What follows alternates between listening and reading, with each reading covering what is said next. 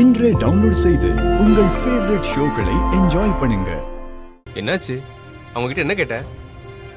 அது ஒண்ணும் இல்ல, விடு, நான் பாத்துக்கிறேன். ஏய் மீனாட்சி, கேக்குறேன்ல, இரு. பேசிட்டே இருக்க, நீ பாட்டு போயிட்டே இருக்க. என்னன்னு கேக்குறேன்ல, சொல்ல மாட்டியா?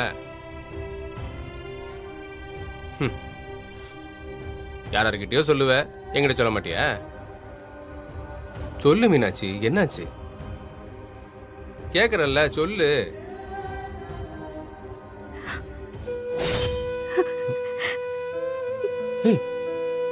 இப்ப எதுக்கு அழுகுற? மீனாட்சி, அழுகாத. பிரச்சனை என்னன்னு சொல்லு மீனாட்சி. அம்மாக்கு ஹார்ட்ல பிளாக் இருக்குன்னு சொன்னாங்கல்ல. ஆமா. இப்போ ஹார்ட் பீட் ரேட் வேற குறைஞ்சிக்கிட்டே இருக்கான். ஈவு இறக்கம் இல்லாதவங்களுக்கு எல்லாம் ஹார்ட் பீட் நல்லா தான் இருக்கு. ஆனா நல்லவங்களுக்கு தான் தேவையில்லாத சோதனை எல்லாம் வருது. அம்மா உயிரை காப்பாத்துறனா முதல்ல ஆன்ஜியோ பண்ணணுமா? தேவைப்பட்டா அவங்களுக்கு ஸ்டண்ட் வைக்கணும்னு சொன்னாங்க. மீனாட்சி, ஸ்டண்ட் வைக்கிறது தானே, பாத்துக்கலாம், விடு. நீ எதுக்கு பயப்படுற? இல்ல, அது எப்படி அம்மா தாங்குவாங்கங்கிற கவலை ஒரு பக்கம், இன்னொரு பக்கம். என்னாச்சு? 6 லட்சம் செலவாகுமா?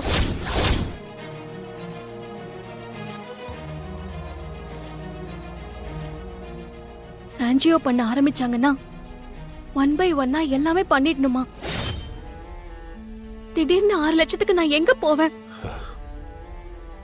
மனசுக்குள்ள இவ்ளோ கஷ்டத்தை வச்சுக்கிட்டு நீ ரோடா சுத்திட்டு இருக்கல்ல. நான் வேற என்ன பண்ண முடியும்? ஹேய் ப்ளீஸ், அழாத.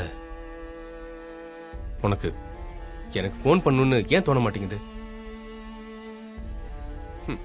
யார் யார்கிட்டயோ பிரச்சனையை சொல்ற, உதவி கேக்குற, என்கிட்ட சொல்ல மாட்டியா? என்ன இன்னும் நீ வேத்தாலதான் நினைக்கிறல்ல? ஏய், அப்படியெல்லாம் இல்ல. அப்ப வேற எப்படி?